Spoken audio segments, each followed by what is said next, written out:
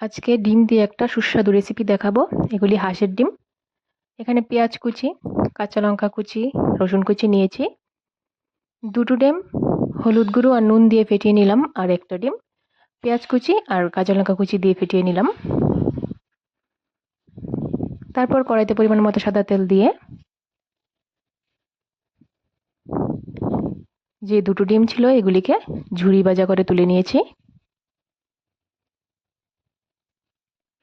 তারপর কড়াইতে আবারও পরিমাণ মতো সাদা তেল দিয়ে একে একে কাঁচা লঙ্কা, রসুন, পেঁয়াজ কুচি দিয়ে নেড়েচেড়ে হলুদ গুঁড়ো আর নুন দিয়ে, তারপর ভেজে রাখা ডিমগুলি দিয়ে আর পরিমাণ মতো ভাত দিয়ে নেড়েচেড়ে নামিয়ে নিলাম এগ ফ্রাইড রাইস। তো সুস্বাদু একদম সিম্পল পদ্ধতিতে ঘরের মধ্যে এইভাবে ফ্রাইড রাইস বানিয়ে নিতে পারো, খুবই সুস্বাদু হয়েছে। আর আরেকটা ডিম অমলেট করে নিলাম।